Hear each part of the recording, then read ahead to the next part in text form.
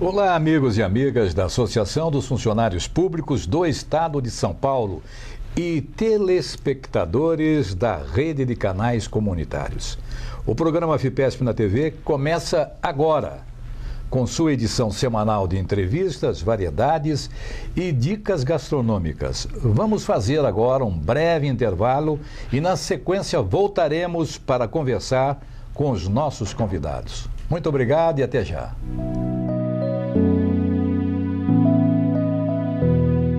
O presidente da AFPESP, Antônio Carlos Duarte Moreira, recebe com exclusividade dois importantes pesquisadores latino-americanos.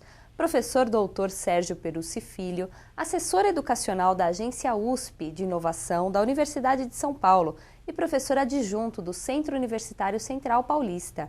O professor Perucci é doutor em Engenharia de Produção pela USP São Carlos, com MBA na Universidade de Pittsburgh. Trabalha diretamente com temas como estratégia, empreendedorismo e inovação tecnológica. O Dr. Carlos Ernesto Blanco Fernandes é conhecido no Brasil como coautor do livro Empreendedor, uma aventura sem limite, a experiência de um navegante solitário no Atlântico Sul, obra que divide com o professor Dr. Sérgio Perucci Filho. O Dr. Carlos Fernandes é do Departamento de Engenharia Industrial da Faculdade de Engenharia de Olavarria, FIU-Unicem, Buenos Aires, Argentina, e consultor empresarial. Aproveite a entrevista com os renomados pesquisadores, que é uma produção do programa AFPESP na TV.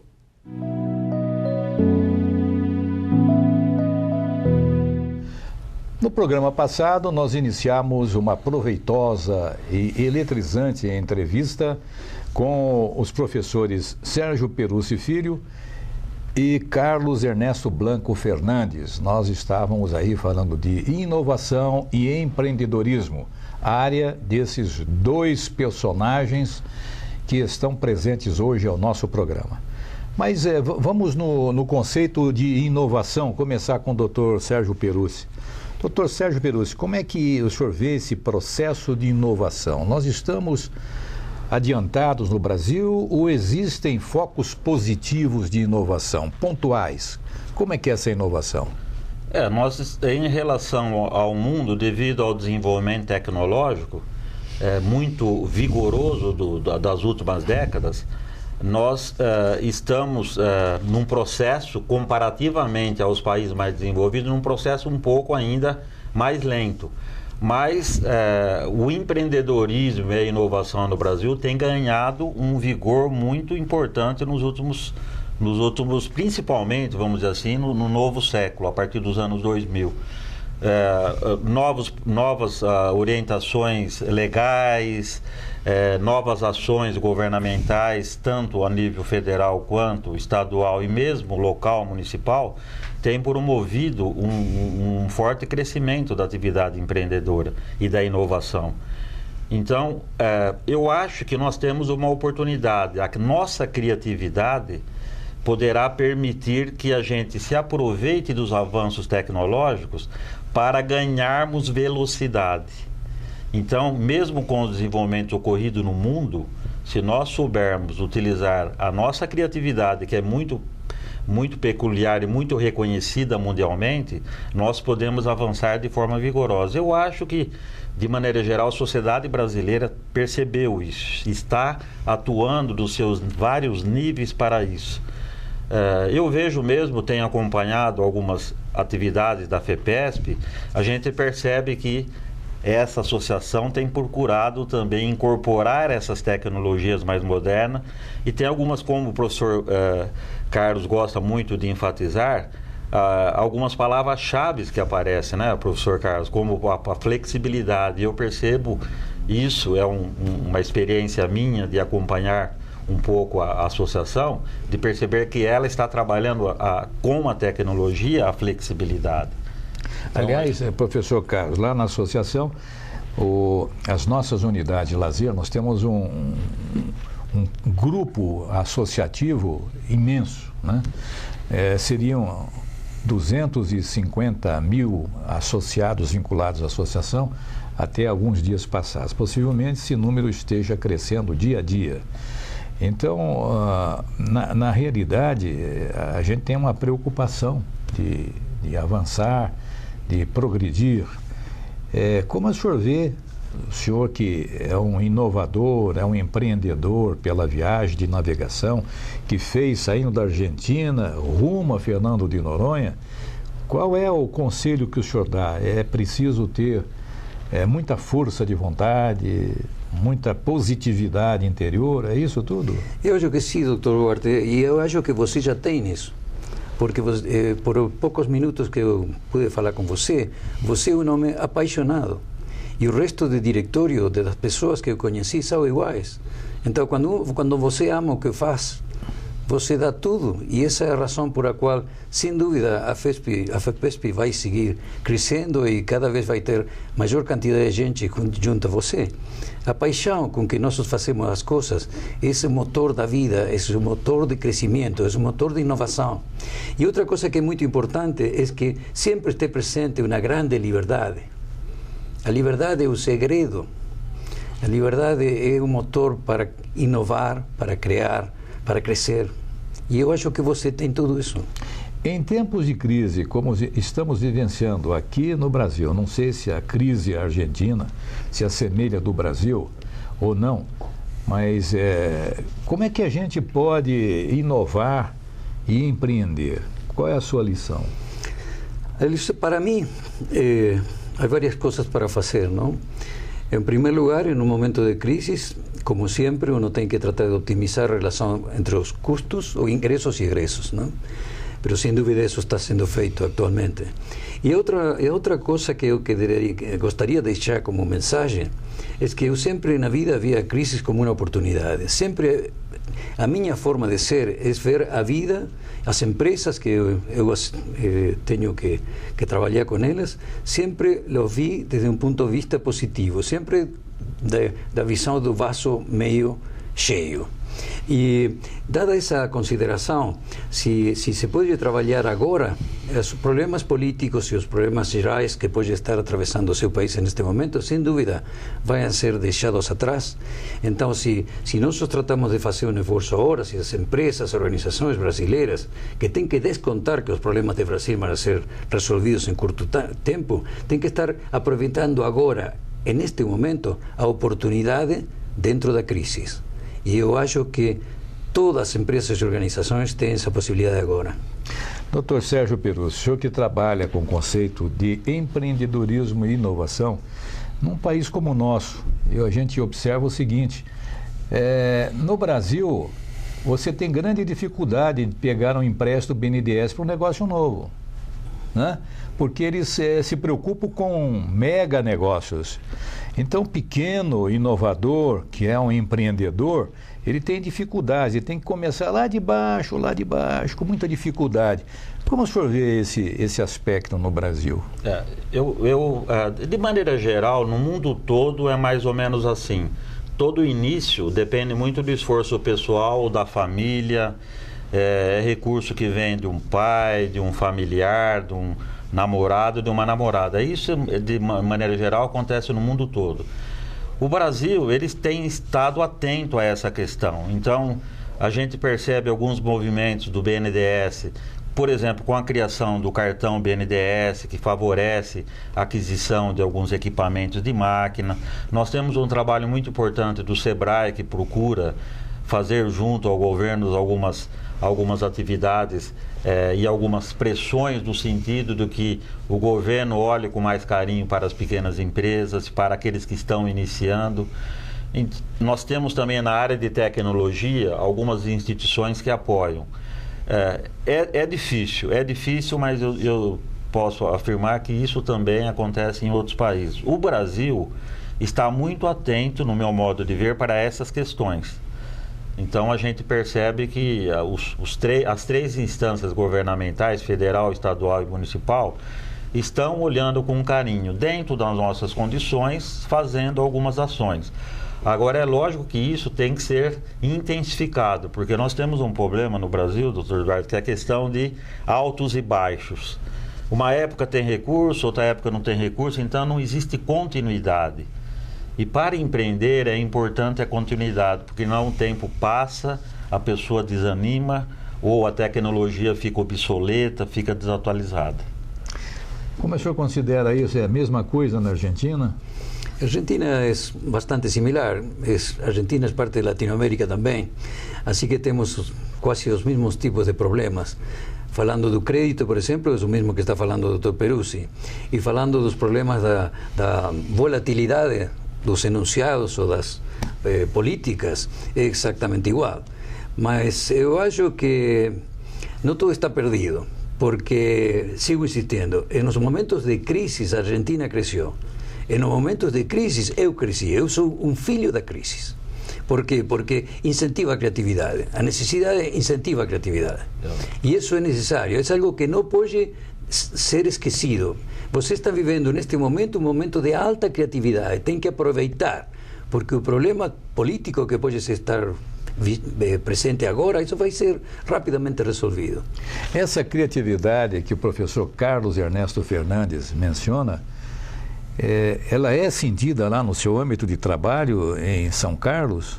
Nós sentimos muito, até porque a cidade é um sinônimo de cidade empreendedora, cidade do conhecimento.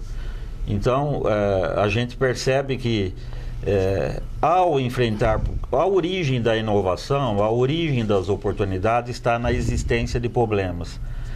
Então, se nós considerarmos as oportunidades que nós temos num país como a Argentina, como o Brasil, elas são imensas, porque nós temos muitos problemas e todos os problemas demandam soluções. E as soluções dependem da criatividade que nós iremos depositar para resolver aqueles problemas. Então, nós podemos afirmar que onde existem problemas, existem oportunidades. Em países da América Latina, as oportunidades são significativas e nós devemos criar um ambiente para que nós brasileiros possamos explorar essas oportunidades. Porque se nós não fizermos, virão outros de fora. E aí nós vamos ter todas as consequências econômicas no balanço de pagamento. Nós vamos ter que mandar dólares para fora, todo aquilo que foi criado no Brasil vai acabar levando então recursos para outros países. Então, aquilo que a gente fala, nós temos que incentivar a criatividade, o empreendedorismo local, para que a gente possa ter um vigor econômico e, consequentemente, vigor econômico vai representar vigor social. Só para que o telespectador possa compreender com exatidão a expressão inovação e empreendedor. Qual a sua definição? A minha definição, a empreendedor é uma pessoa que tem criatividade aliada à capacidade de administrar. E inovação é tornar o conhecimento útil para as pessoas. Nós temos que, quando a gente fala em inovação, nós temos que olhar um cifrão do lado, a geração de riqueza. Porque só com a geração de riqueza que nós teremos os impostos para investir na educação, no conhecimento novo. Eu quero agradecer a presença do professor Carlos Ernesto Blanco Fernandes, professor na Argentina, um professor universitário argentino, e o Dr. Sérgio Peruzzi Filho, professor universitário de pós-graduação na Universidade de São Paulo, lá na cidade de São Carlos, que vieram nos trazer as suas experiências para nós da FIPESP e para o nosso telespectador. Eu agradeço a presença de ambos, foi muita honra recebê-los aqui. Eu agradeço a você, telespectador, e convido-os para que continue aqui na nossa AFIPESP na TV, com a sua grade de programação, com variedades, entrevistas e dicas gastronômicas. Fique aqui e até mais. Olá! O mês de agosto tem tradição de ser uma época de pensarmos nos pais, especialmente pelo segundo domingo que é dedicado a eles. Além das festas, dos abraços e das demonstrações de carinho, os pais precisam de atenção especial na área da saúde. Alguns psicólogos atestam que os homens, por questões culturais, procuram menos os médicos do que as mulheres. Por isso, incentivar seu pai a visitar regularmente o médico é também um gesto de carinho. Para compreender mais sobre a saúde masculina, conversamos com especialistas do ambulatório médico da AFIPESP. Confira. O envelhecimento do homem tem algumas facetas muito interessantes, né? Uma delas é exatamente não cuidar tanto de sua saúde como a mulher. A mulher, até por sua natureza, quando começa a ter os seus ciclos menstruais, ela começa a ter um contato com o mundo médico muito cedo. Já o homem, não. Então, para a mulher prevenir-se, buscar um conselho médico é uma coisa, eu diria, mais que habitual. E já para o homem, não. Então, o homem, subliminarmente, aqui na sua mente, ele tem aquela ideia de que ele é invencível, de que ele é imbatível. E o processo de envelhecimento afeta tanto homens quanto mulheres. Então, a questão do câncer de próstata, saber prevenir-se. E prevenir-se não é só fazer o PSA, não é só fazer os exames que normalmente são feitos. Prevenção é muito mais que isso. Envolve conceitos de alimentação, envolve conceitos de estilo de vida. Como está seu estilo de vida? Como está a sua alimentação? Como você está dormindo? Então, hoje, o que nós estamos percebendo é que a população mundial, de uma forma geral, está envelhecendo. Aqui no Brasil, estima-se que em 2030 nós tenhamos mais idosos do que adolescentes. Isso é sério, porque você tem que cuidar para que você envelheça saudavelmente. Então, cuidar da sua saúde significa buscar o atendimento no momento correto. E o momento correto não é quando você está tendo sintomas. O momento correto é o momento em que você está bem e que você pode tomar atitudes que vão propiciar um aumento da sua saúde, um aumento da sua longevidade saudável. Viver muitos anos com pouca saúde não é igual a ter uma longevidade com saúde, com dignidade, rodeado daqueles que você ama. A alimentação como um todo, tanto para o sexo masculino quanto para o sexo feminino, não implica na diferença entre o ser homem e o ser a mulher. O que nós temos que ver em termos de alimentação é como eu estou me alimentando e com que tipos de alimento eu estou me alimentando. Uma pesquisa recente do Departamento de Agricultura dos Estados Unidos tem mostrado que o americano, em média, come 70 quilos de açúcar por ano. Ou seja, não importa se ele é homem ou mulher, eles estão comendo muito açúcares. Muitos de vocês devem estar se perguntando de onde está vindo todo esse açúcar. Está vindo do excesso de carboidratos nos alimentos processados, industrializados, nos açúcares adicionados, né? Nos conservantes. Então, a alimentação hoje, tanto para o homem quanto para a mulher, é uma questão fundamental. O homem ele tem algumas características muito interessantes que o privilegiam em relação às mulheres, mas também e principalmente pelo fato de não buscarem constantemente um serviço onde eles façam um check-up dessa saúde, eles acabam sendo os que mais são sacrificados na doença. As incidências de muitas patologias hoje estão se igualando tanto no homem como na mulher. Por quê? Porque a mulher hoje também se enquadra numa sociedade onde ela se expõe, tanto quanto o homem, às mesmas profissões que o homem. É claro que o homem, por sua natureza ainda, às vezes até na questão social, na natureza mais machista de algumas sociedades, ainda tem um desgaste maior dependendo da sua profissão. Mas eu diria que, não em termos de diferença, em termos de incidência por faixa etária. Então, hoje, o que está nos assustando muito são determinadas doenças que antes acometiam mais as mulheres e hoje estão acometendo homens também. Há uns 30 anos, era muito raro nós termos um homem com problemas de tireoide. Hoje, está muito comum termos homens com nódulos tiroidianos, com cistos na tireoide ou com hipotireoidismo. Ora, alguma coisa está mudando. Essas coisas envolvem o que nós já discutimos antes, em termos de alimentação e qualidade do estilo de vida, bem como uma agressão maior do meio ambiente sobre homens e mulheres. Homens devem se cuidar mais, devem procurar, não é feio procurar assistência, não é feio procurar a prevenção, um conselho, uma orientação. Eu acho que esse é o recado que eu gostaria de passar mais. Bom, com relação à saúde do homem, é importante a gente pensar na próstata, né? E é preconizado para homens normais que não têm antecedentes de câncer de próstata na família, a partir dos 55 anos, começar a procurar um médico especializado para acompanhá-lo. Obviamente, se tiver sintomas precocemente, também já deve começar a iniciar o tratamento. Pacientes que já têm um antecedente familiar, já têm uma predisposição, devem começar antes, por volta dos 40 anos já pode começar o rastreio. O problema do câncer de próstata é que ele normalmente não induz sintomas num nível precoce, né? Normalmente em estágios avançados que começam a mostrar alguns sintomas.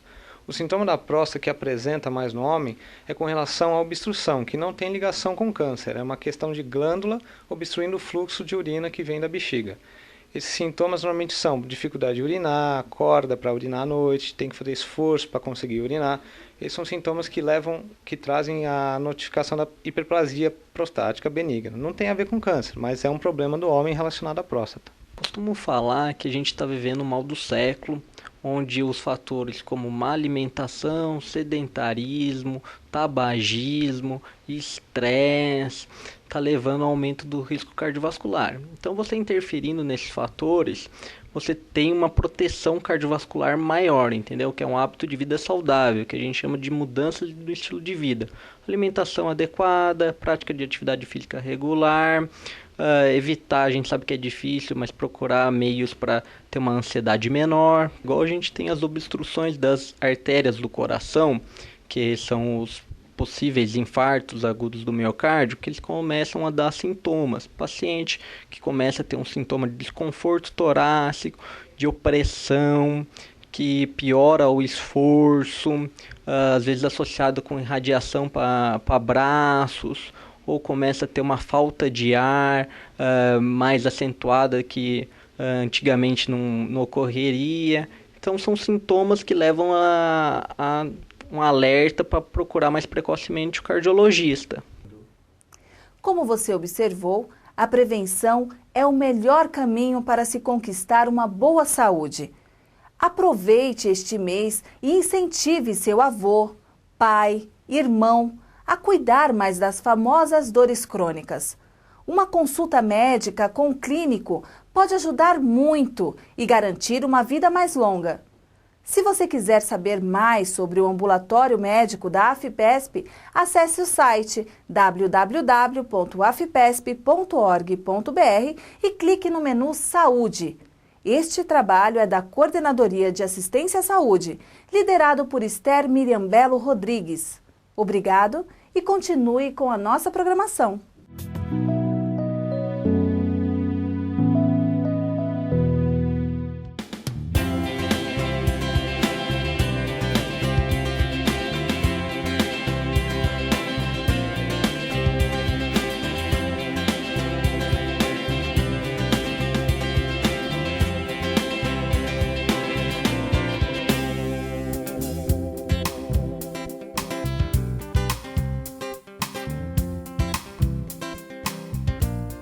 Em um mundo cada vez mais globalizado, novas ferramentas e tecnologias são a chave para compartilhar e enriquecer o conhecimento. Neste contexto, a internet ganha espaço como aliada, reduzindo as distâncias e oferecendo um mundo de facilidades. Buscando melhorar a gestão e o planejamento urbano, o Ministério das Cidades, por meio do Programa Nacional de Capacitação das Cidades, criou o portal Capacidades, com ferramentas e aplicativos para difundir e realizar atividades de capacitação, estudos e experiências sobre o tema, com a pretensão de qualificar o processo de formação dos técnicos, gestores e agentes sociais dos municípios, estados, Distrito Federal e de instituições responsáveis pela elaboração, implementação e avaliação da política urbana. Um trabalho dedicado e de constante atualização. Totalmente renovado, o portal Capacidades é uma ferramenta que conta com mais de 60 mil pessoas cadastradas, provenientes de 82% dos municípios brasileiros, que acompanham, interagem e participam dos eventos e atividades do programa. Quer conhecer um pouco mais desse universo que o Ministério das Cidades coloca à sua disposição? Então vamos lá! O primeiro passo é fazer o seu cadastro. Com o seu perfil criado, você vai poder participar sem qualquer custo das atividades do Programa Nacional de Capacitação das Cidades, além de poder fazer o download de nossas publicações e receber o boletim periódico com informações atualizadas sobre nossas atividades. Então, gostou? Fácil de navegar, né? Mas se você ainda ficou com alguma dúvida, entre em contato com a gente. Você pode clicar neste ícone, que está na parte inferior da página inicial do site, ou enviar sua mensagem para capacidades@cidades.gov.br. Se você quiser mais informações sobre o acesso à plataforma de educação à distância, mande um e-mail para o endereço eletrônico que aparece aqui embaixo. ead.capacidades@cidades.gov.br. Agora é só aproveitar para colocar os estudos em dia e ficar atualizado quando o assunto é gestão e planejamento urbano. Então, tá esperando o quê?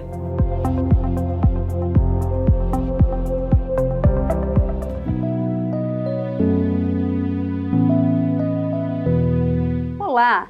A AFPESP, na cidade do Guarujá, tem sua maior unidade litorânea, na Praia de Astúrias. Recentemente, após um retrofit, todos os apartamentos estão com ar-condicionado, novas mobílias, proporcionando ainda mais conforto aos associados. A nossa dica culinária vem do Guarujá, o peixe namorado ao vinho.